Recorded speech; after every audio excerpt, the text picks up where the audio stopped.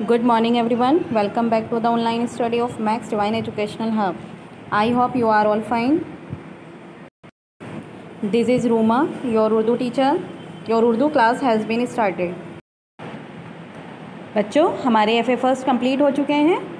FA first complete होने के बाद अब हम ऐसे फर्स्ट का सिलेबस स्टार्ट करने जा रहे हैं। तो ऐसे फर्स्ट में सबसे पहले आज हम सबक नंबर 4 चांद बीबी को पढ़ेंगे। ठीक है, तो आइए हम अपने इस सबक को शुरू करते हैं। बहादुरी में सिर्फ मर्द ही नहीं, बहुत सी औरतें भी ऐसी हुई हैं जिन्होंने इस मैदान में बहुत शोहरत हासिल की है और रहती दुनिया तक उनका नाम ज़िंदा रहेगा। हिंदुस्तान में भी बहुत सी औरतों ने ये मर्तबा हासिल किया है।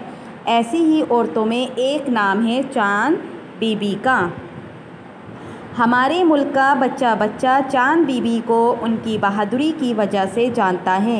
चांद बीबी को बचपन ही से बहादुर लड़कों की तरह तालीम व तरबियत दी गई, जिससे वो घुड़सवारी, तीरंदाजी, तलवार और बंदूक चलाने में माहिर हो गईं। वो जब बड़ी हुई तो उनकी बहादुरी और समझदारी की शोहरत दूर दूर तक फैल गई। चांद बीबी की शादी बेजापुर के बादशाह अली आदिल शाह से हुई। अली आदिल शाह बहुत समझदार, बहादुर और रहमदिल इंसान था। चांद बीबी रियासत के कामों और मुकदमों में अली आदिल शाह की मदद करती थीं। ज़रूरत पड़ने पर फ़ौजी लिबास पहनकर और घोड़े पर सवार होकर जंग के मैदान में भी पहुंच जाती थीं और अपनी फ़ौज की कमान संभाल कर उसका हौसला बढ़ाती। अली आदिल शाह की कोई औलाद ना थी। चांद बीबी के मशवरे से उन्होंने अपने भतीजे इब्राहिम आदिल शाह को अपना वली अहद बना लिया। वली अहद किसे कहते हैं? यानी राजा का उत्तराधिकारी बना लिया था। ठीक है बच्चों, समझ आ रहा है आपको अच्छे से? हम किसके बारे में पढ़ रहे हैं? चांद बीबी के बारे में। चांद बीबी जो थी वो बहुत ज़्यादा बहादुर थी और समझदार भी थी। उन्हें बचपन से ही ये तालीम दी गई थी कि वो घुड़सवारी और तीरंदाजी, तलवार और बंदूक चलाने में माहिर हो गई थी। ठीक है, इस वजह से उनकी जो ये समझदारी और बहादुरी थी उसकी शोहरत दूर दूर तक फैल गई थी। ठीक है, और चांद बीबी की जो शादी हुई थी वो बेजापुर के बादशाह अली आदिल शाह से हुई थी। ठीक है, अली आदिल शाह जो थे बहुत ज़्यादा समझदार थे, बहादुर थे और रहमदिल इंसान भी थे। ठीक है,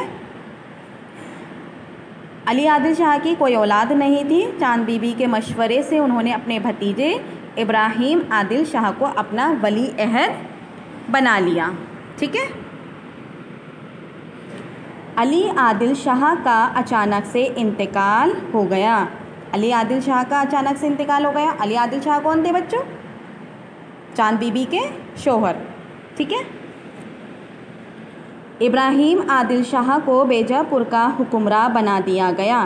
चांद बीबी बेजापुर के हुकूमत का सारा काम इब्राहिम आदिल शाह को सौंपकर अपने वालिद की रियासत अहमदनगर आ गईं।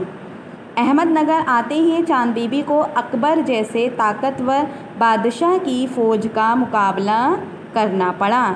किसकी फ़ौज का मुकाबला करना पड़ा उन्हें? अकबर। ठीक है, अकबर जैसे ताकतवर बादशाह की फ़ौज का मुकाबला करना पड़ा। ठीक है, मुग़लों के हमले से पहले ही चांद बीबी ने अहमदनगर के बचाव का सारा इंतज़ाम कर लिया था। मुग़लों ने अहमदनगर के किले को चारों तरफ से घेर लिया और किले में दाखिल होने के लिए पूरी ताकत लगा दी, मगर चांद बीबी ने उनकी सारी कोशिश नाकाम कर दिया। जब मुग़लों ने देखा कि अहमदनगर का किला फ़तह करना मुमकिन नहीं, तो उन्होंने किले की दीवार को बारूद से उड़ाने का इरादा कर लिया। बच्चों, जब मुग़लों ने देखा कि अहमदनगर का किला फ़तह करना मुमकिन नहीं है, तो उन्होंने किले की दीवार को बारूद से उड़ाने का इरादा कर लिया था। ठीक है, चांद बीबी ने रातों रात मेहनत करके सुरंगों में रखी हुई बारूद निकलवा दी।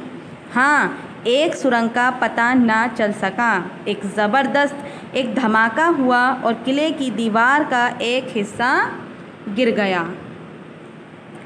चांद बीबी के सिपाहियों की हिम्मत जवाब दे गई और वो जंग से भागने लगे। बच्चों, जब लड़ाई होती गई, ठीक है, तो चांद बीबी के जितने भी सिपाही थे उन्होंने हार माननी शुरू कर दी और वो जंग से भागने लगे थे। तब चांद बीबी चेहरे पर नकाब डाले, हाथ में तलवार लिए, नंगे पाँव किले की टूटी हुई दीवार पर शेर की तरह जा खड़ी हुई और अपने सिपाहियों की हिम्मत बांधी। वो कहाँ जाकर खड़ी हो गई बच्चों?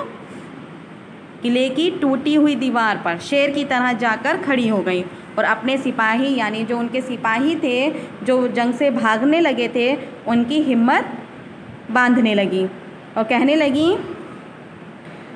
उनकी अपने सिपाहियों की वो हिम्मत बांधी और गैरत दिलाई कि दुश्मनों को पीठ दिखाने से तो बेहतर है कि हम अपने वतन के लिए लड़ते लड़ते जान दे दें। वो क्या कहने लगी थी कि पीठ दिखाने से तो बेहतर है कि हम अपने वतन, अपने मुल्क के लिए लड़ते लड़ते जान दे दें, यानी कुर्बान हो जाएं।